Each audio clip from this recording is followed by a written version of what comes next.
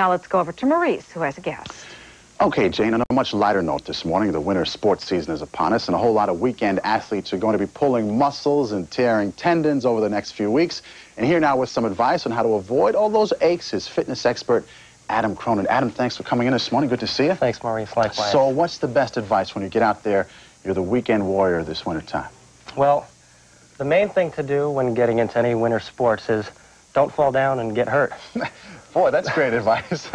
But in general, you don't want to hurt yourself because you need to stretch out ahead of time, right? Right. Of course, the stronger you are, the better shape you're in, the better chance you have of not getting injured.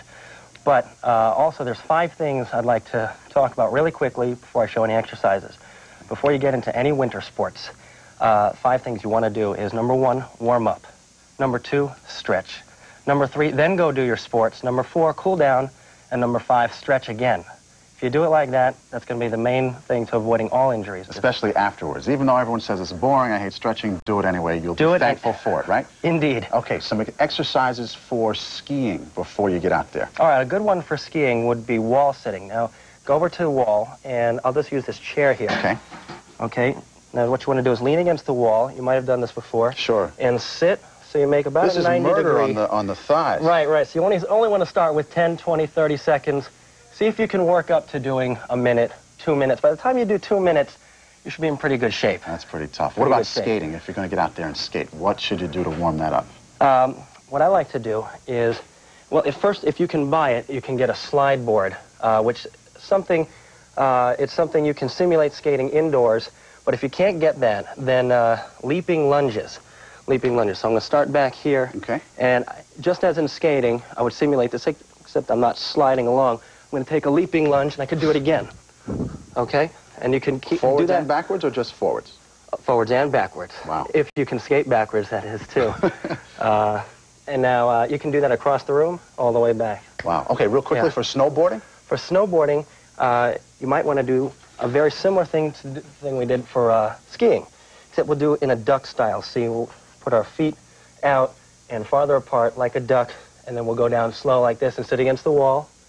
And just as I said before, see if you can do it for 10 or 20 seconds, gradually build up. That looks like a lot of pain right there. Snowboarding, same deal. Just like that, right? Yeah. Okay. Same deal. Snowboarding is really going to hit your inner thighs. Okay. Your inner thighs. Also for snowboarding, real quick then, you control the way you turn with your calves. So really slow and controlled calf raises. Right.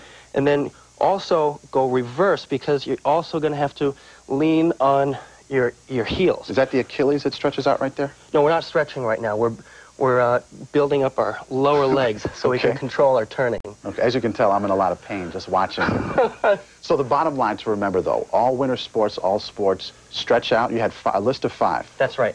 Number 1, warm up. Number 2, stretch. Number 3, go do your sports. Number 4, cool down. Number 5, stretch again. And I'm going to add a 6th one.